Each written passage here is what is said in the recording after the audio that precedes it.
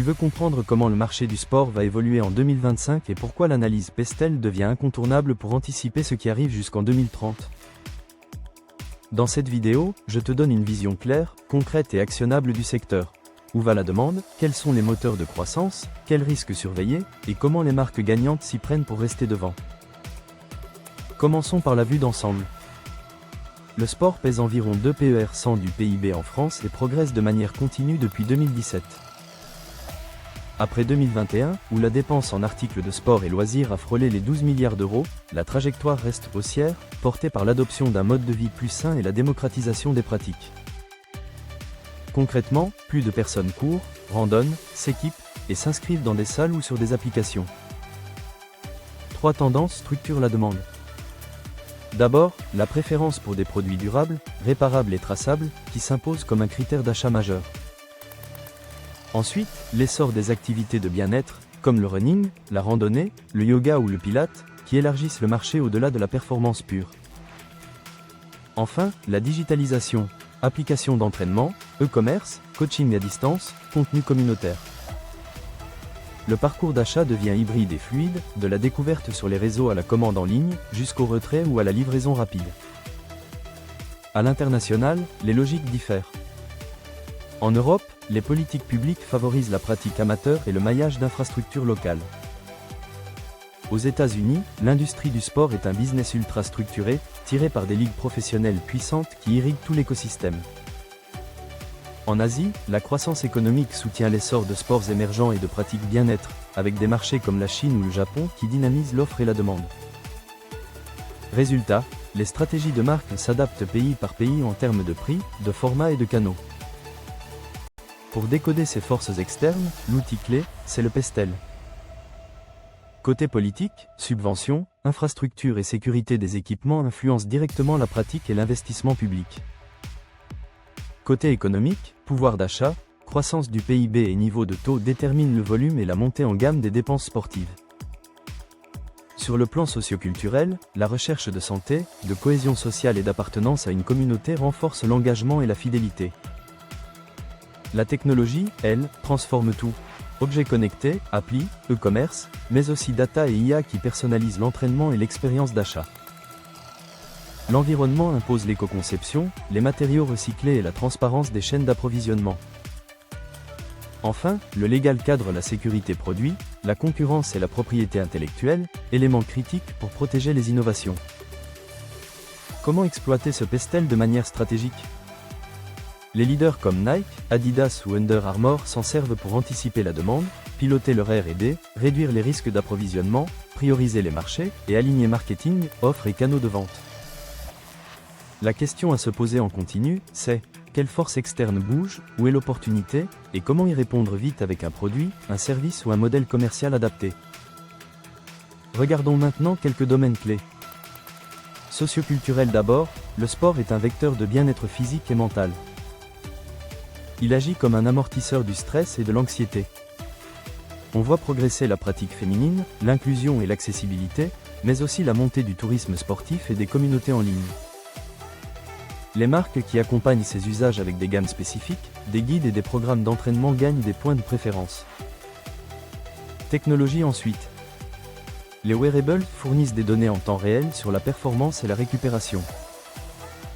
Les applications de fitness orchestrent l'entraînement, le suivi et la mise en relation avec des communautés. Le commerce élargit le choix, améliore la disponibilité et permet des offres plus justes. L'intelligence artificielle devient un levier décisif pour personnaliser les contenus, recommander des produits, ajuster les tailles, prévenir les blessures et optimiser la R&D. À l'échelle de l'industrie, l'IA réduit les retours, accélère la conception et améliore la satisfaction. Un mot sur le sport, devenu un pilier à part entière. Les audiences se comptent en millions, les sponsors se multiplient, et l'écosystème s'ouvre à la réalité augmentée et au métavers. Pour les marques sportives et tech, c'est à la fois un terrain d'expression marketing, un laboratoire d'innovation, et une nouvelle source de revenus via produits, accessoires et contenus. Environnement et durabilité maintenant. Le consommateur 2025 demande des preuves.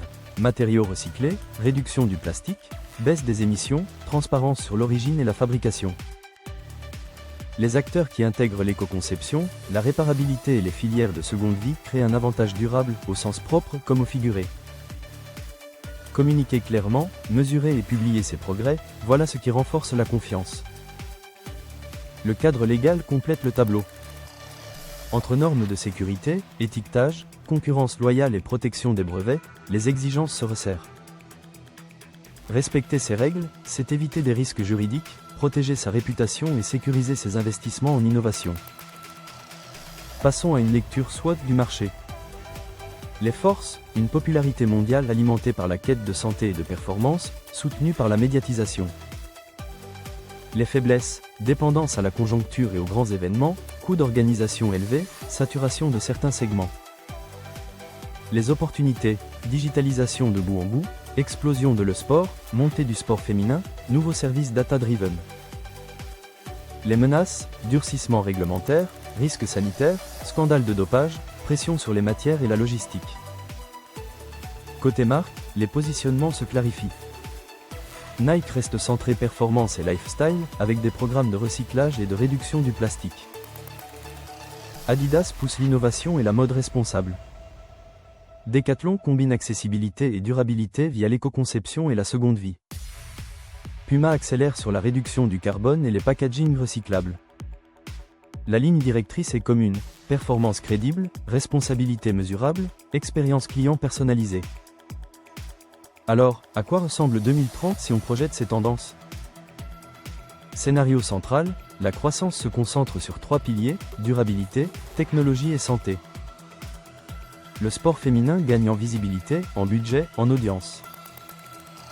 Le sport s'installe durablement dans le paysage, hybride avec des expériences immersives. Les gagnants seront ceux qui maîtrisent leur chaîne de valeur, adoptent l'économie circulaire, utilisent la data pour personnaliser chaque étape et cultivent des communautés actives autour de leur marque. Si tu es une marque, un distributeur ou un investisseur, voici une feuille de route simple. 1. Prends le réflexe Pestel trimestriel pour détecter tôt les signaux faibles réglementaires, économiques et technologiques. 2. Couple cette lecture à une SWOT honnête et mise à jour pour arbitrer vite tes priorités. 3. Investis là où l'expérience bouge le plus. Produits éco-conçus, services digitaux, personnalisation par l'IA et modèles circulaires. 4. Crée des ponts entre pratiques, communautés et contenus pour fidéliser au-delà de l'achat. 5. Mesure et publie tes progrès, parce que la confiance se gagne par la preuve. Avant de conclure, réponse éclaire à quelques questions fréquentes. Qu'est-ce qu'une analyse Pestel et à quoi sert-elle dans le sport? C'est une grille pour évaluer les forces externes qui influencent ton activité et t'aider à anticiper. Comment le secteur répond-il aux enjeux environnementaux? Par l'éco-conception, les matériaux recyclés, la transparence et la circularité. Quels défis légaux pèsent sur l'industrie? Sécurité produit, concurrence, propriété intellectuelle et conformité internationale. Et l'influence socio-culturelle? Elle oriente les usages vers le bien-être, l'inclusion et la communauté, ce qui change la nature des produits et des services attendus. En résumé, 2025 est un point de bascule pour le sport. Les entreprises qui seront alignées durabilité, technologie et santé, tout en lisant finement leur environnement avec le Pestel, captureront la valeur de la décennie.